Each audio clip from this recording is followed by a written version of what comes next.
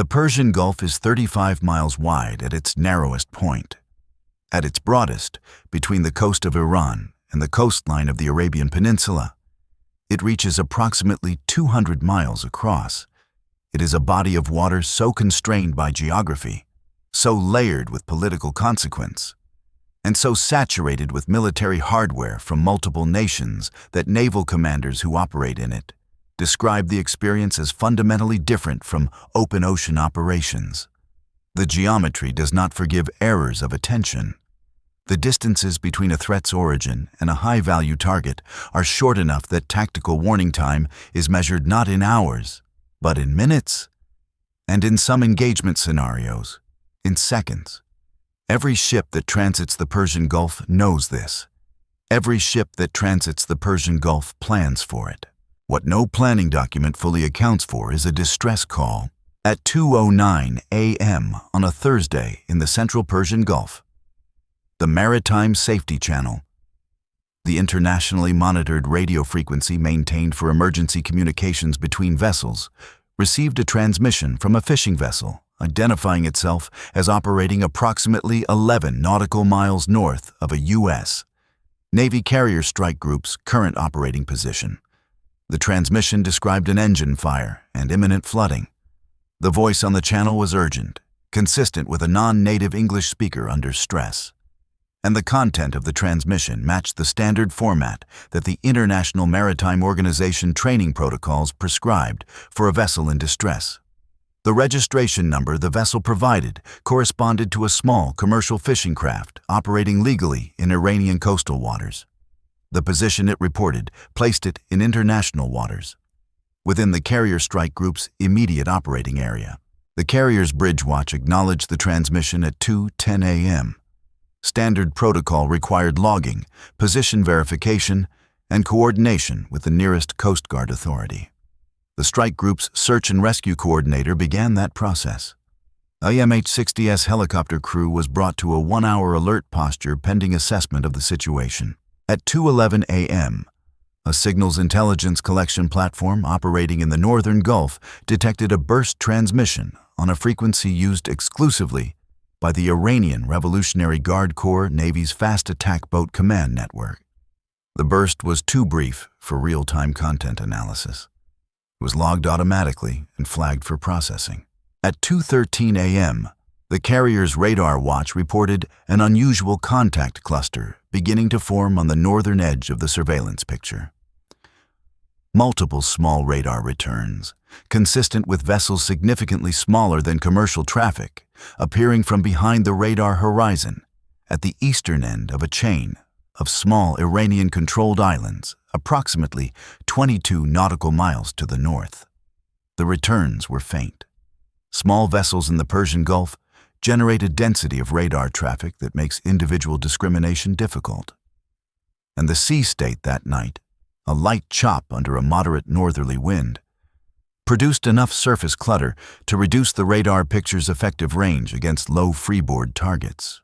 The radar supervisor on the lead Burke-class destroyer counted 7 returns initially, then 11.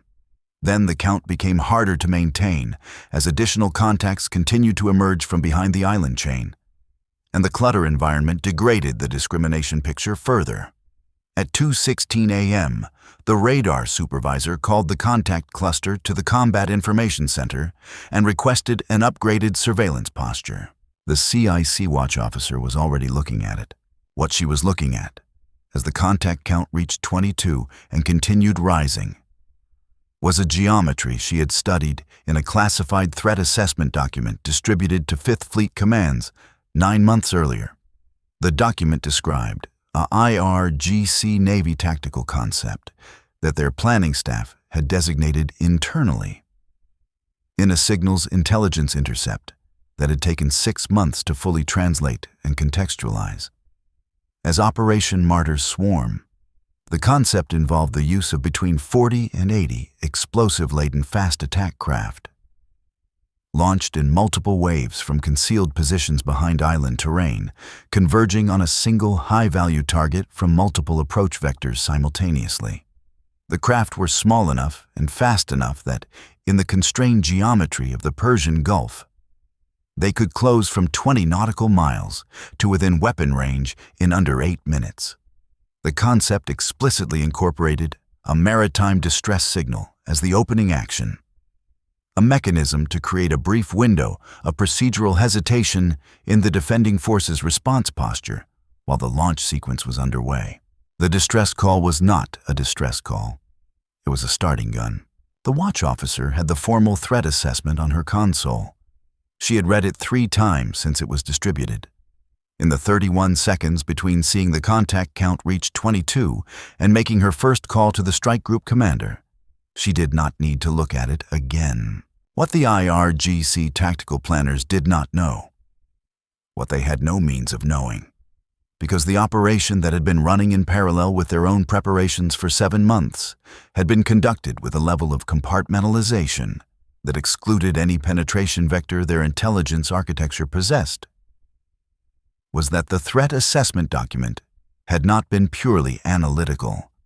It had been partly written from knowledge that came from a source inside the IRGC Navy Planning Cell, who had been providing information to the Office of Naval Intelligence through an intermediary channel for 11 months, and who had, 7 months before this night, provided a document that was not a threat assessment summary, but a partial copy of the actual IRGC operational planning file for Operation Martyr Swarm.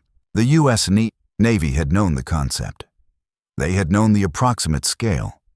They had known the island chain the launch would originate from and the approximate timing window the IRGC had assessed as optimal, the hours between 1 a.m. and 4 a.m., when carrier flight operations were at their lowest tempo and the watch rotation had been on duty long enough that attention fatigue was a measurable factor. They had known about the distress call mechanism. What they had not known was the exact date. So they had prepared for every date.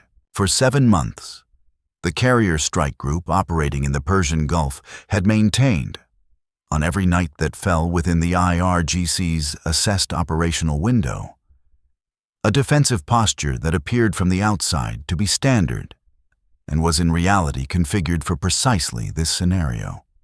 The 4 Burke-class destroyers assigned to the strike group's screen had their weapons systems in an elevated readiness state that was indistinguishable from normal operations to any external observer, but which reduced their engagement timeline from the standard 90-second activation sequence to a pre-authorized 14-second response. The carrier's own CIWS systems were configured for automatic engagement authorization against fast surface targets approaching within 6 nautical miles. A posture that required senior officer concurrence and was not standard practice, but which had been maintained silently for 7 months as a standing order that renewed each night at midnight and expired at dawn. 2 MH-60R helicopters had been sitting at 5-minute alert on the flight deck every night for 7 months, their crews sleeping in rotation in the ready room adjacent to the flight deck, their weapons loads pre-configured for the surface engagement mission with Hellfire missiles and .50 caliber door guns. Every night for 7 months, those crews had gone to sleep, not knowing if tonight was the night. On this night, the alarm reached them at 2:17 a.m. There was also what was beneath the surface. An Ohio-class submarine, converted to the guided missile configuration, had been operating in the Persian Gulf for 22 days. Its presence in the Gulf was not publicly acknowledged. The transit through the Strait of Hormuz had been conducted during a window of degraded Iranian surveillance coverage identified by the intelligence staff, and had not been detected by any assessed Iranian collection capability. The submarine carried, in addition to its Tomahawk magazine, a full loadout of Mark 48 torpedoes and a crew that had been briefed on Operation Martyr Swarm when they entered the Gulf. Their pre-planned tasking in the event of the swarm scenario was not the surface craft. Those were assigned to the surface and air elements of the strike group. Their tasking was the 2 Iranian Kilo-class submarines that the intelligence picture assessed as pre-positioned to support the swarm operation by engaging any U.S. surface vessel that attempted to maneuver away from the threat axis. At 2:18 a.m., the contact count on the destroyer's radar reached 41. The returns were separating into 3 distinct approach clusters, a central mass driving directly toward the carrier's position from the north, a western flanking element curving around to approach from the northwest, and an eastern element holding farther back, apparently serving as a second wave intended to exploit any gaps created by the first. The geometry matched the threat assessment document almost exactly. The approach speed of the leading craft was consistent with the IRGC's CIWS-class fast attack boats at maximum throttle, a speed that placed the leading edge of the swarm at the outer edge of effective weapons engagement range in approximately 6 minutes. The strike group commander gave one order at 2:18 a.m. and 44 seconds. The order was not defensive. It was not a command to begin countermeasures or evasive maneuvering. The order was execute.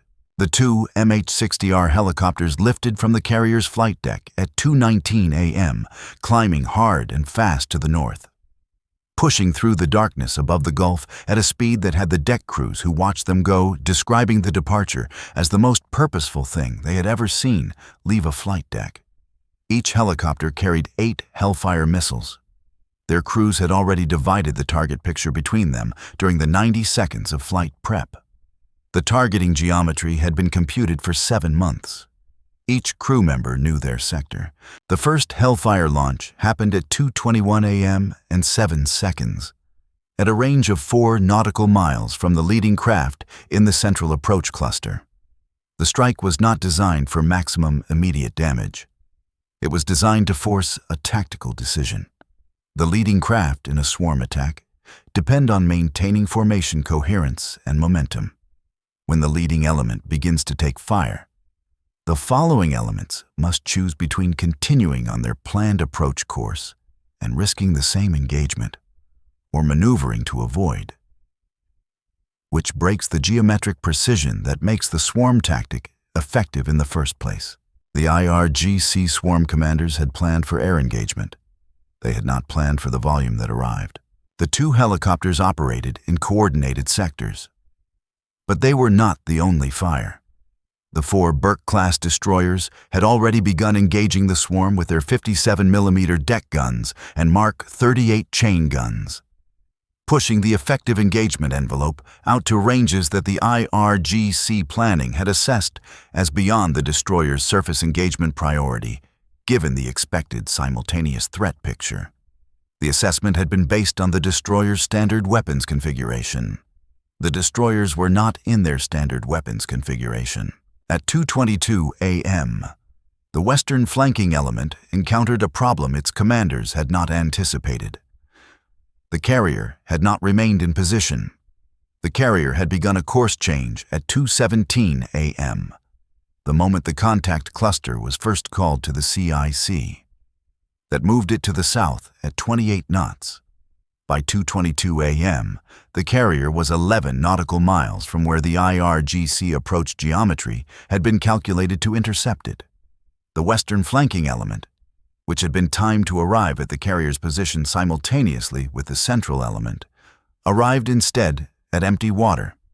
The element commanders attempted to redirect toward the carrier's new position, but the reorientation broke the formation and reduced their speed advantage by forcing a 90-degree course change at maximum throttle. A redirected swarm element losing formation coherence in the confined waters of the Persian Gulf, attempting a course change at speed in a sea state that was building as the northerly wind increased, is a swarm element that is consuming itself. 3 craft in the western element collided with each other during the course change. A 4th ran aground on a shallow bank that appeared on no chart the element commanders had been issued because the bank had shifted in the last seasonal survey cycle and the update had not reached IRGC Naval Intelligence. At 2:23 a.m., the eastern element, the second wave, launched. The IRGC commanders had held it in reserve specifically for the scenario in which the first wave was engaged before reaching the target, calculating that the defending force's weapon systems would be partially depleted and its crews would be at the point of maximum cognitive load. The eastern element comprised 19 craft and approached from a bearing that the threat assessment document had flagged as the most geometrically challenging approach vector for the destroyer's engagement arcs. The eastern element ran into the Ohio-class submarine's Tomahawk strike package at 2:24 a.m. The submarine had not fired Tomahawks at surface craft. Tomahawks are not optimized for fast-maneuvering surface targets in confined water. What the submarine had done, acting on pre-computed coordinates from the 7-month preparation, was deliver a precision strike at 2:24 a.m. against the staging area on the island from which the eastern element had just launched. The fuel depot, the command relay station, and the pier infrastructure that the element would have needed for any recovery operation. The staging area was rendered inoperable in 41 seconds. The eastern element was now committed, unsupported, and aware that its base was gone. Its commanders continued the attack. They had been trained to continue. But the knowledge changed something in the approach. A slight reduction in speed that the radar operators on the destroyers noted, and that placed the element's arrival time outside the window its tactical plan required. The destroyer's engagement of the eastern element began at 2:26 a.m. The Hellfire helicopters had expended 10 of their 16 missiles against the central cluster and were returning to the carrier for reload when the eastern element closed to gun range. The destroyers handled it. The 57mm mounts on the lead Burke-class ship fired at a rate that its weapons crew would later describe as the first time in their careers they had run the gun until the barrel temperature alarm activated. The alarm activated at 2:29 a.m. The gun crew switched to the secondary mount without breaking engagement continuity. The central cluster reached the inner defensive perimeter, the 6 nautical mile boundary at which the carrier's CIWS systems had standing authorization to engage. At 2:27 a.m., there were 11 craft remaining in the central cluster at that point. The CIWS systems on the carrier's escort screen engaged simultaneously.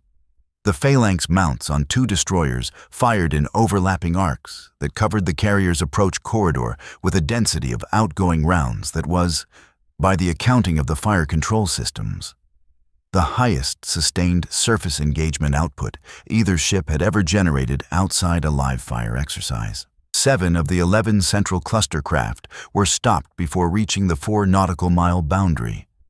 3 more were stopped between 4 nautical miles and 2 nautical miles.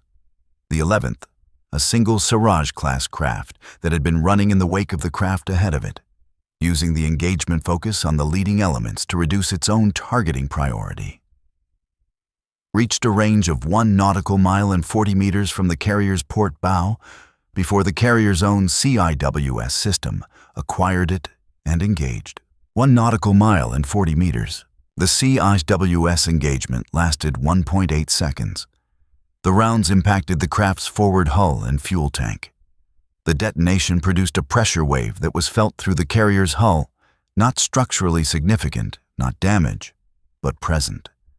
A physical reminder, transmitted through 60,000 tons of steel, that the margin had not been infinite.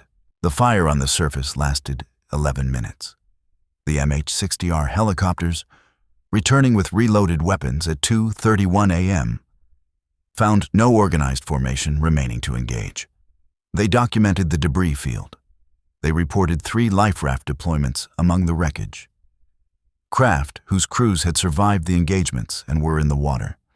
The report was logged and passed to the appropriate coordination channels for recovery operations. At 2:33 a.m., the Ohio-class submarine sonar team detected the first of the 2 Iranian Kilo-class submarines making an approach from the northern sector. The Kilo had apparently been holding at depth during the surface engagement, waiting for the period of maximum surface confusion to make its own approach. The approach was unhurried and precise, the product of a crew that was well-trained and that believed the surface engagement had created the conditions they needed. The Ohio-class submarine was already in firing position. It had been in firing position since 2:19 a.m. The first Kilo was neutralized at 2:37 a.m. The second Kilo, detecting the engagement through its sonar array, attempted an emergency sprint to a shallower position that would have placed it in the acoustic shadow of a submerged ridge feature. The sprint increased its noise signature to a level that the Ohio sonar team classified and tracked without difficulty. The second Kilo was rendered inoperable at 2:41 a.m. Neither Kilo fired a weapon. At 2:44 a.m., the carrier resumed its base course. Its Flight Operations Center began computing the schedule for the morning's first launch cycle. The ship's damage control teams had confirmed no structural damage. 3 sailors on the lead destroyer had sustained minor burns from a fire suppression system discharge during the sustained gun engagement. The burns were treated, and the sailors returned to their stations before the all-clear was sounded. The distress call frequency had been silent since 2:19 a.m. when the fishing vessel that had transmitted the false emergency ceased responding to follow-up queries. A follow-on analysis of the vessel's registration would find, 48 hours later, that the vessel itself was genuine. A real fishing craft whose radio had been remotely accessed through a cellular intercept device planted during a port call 3 weeks earlier. The fishermen aboard had been asleep when their radio transmitted a message they never sent. Now the numbers that remained when the Persian Gulf returned to its ordinary darkness. 63 IRGC fast attack craft, launched in 3 waves. 41 confirmed, neutralized by air and surface engagement. 11 stopped inside the carrier's inner defensive perimeter, 1 reaching 1 nautical mile before final engagement. 3 craft collisions within the western element during course change. 4 craft lost to grounding. 4 craft in the eastern element turned back following staging area strike. 2 Iranian Kilo-class submarines rendered inoperable. 1 staging area eliminated. 0 weapons reached a U.S. hull. 0 critical casualties. 3 sailors treated for minor burns. 1 57mm barrel temperature alarm. 1 false distress call that started a 7-month clock running. The IRGC had spent years designing a tactic around the assumption that volume would overwhelm geometry. That 60 craft from multiple vectors arriving inside a compressed timeline would exceed the defending force's capacity to respond before at least some of them reached their target. The assumption was not unreasonable. Against a defending force that was encountering the tactic for the first time in real time, with no specific preparation, the mathematics were plausible. Against a defending force that had been preparing for this specific tactic, on this specific geometry, for 7 months. That had spent 213 consecutive nights at elevated readiness. That had pre-positioned a submarine no IRGC intelligence asset had detected. That had authorized CIWS engagement postures and weapons configurations that no external observer would have identified as unusual. The mathematics resolved differently. In naval warfare, the most effective deception is not the one that surprises the adversary in the moment of engagement. It is the one that has already decided the outcome of the engagement before the adversary launches. The Persian Gulf on this Thursday morning held 63 craft that had been aimed with precision, operated with discipline, and sent into a trap that had been waiting patiently, quietly, invisibly, for the night they chose to arrive. The Gulf does not announce its traps. It only confirms them.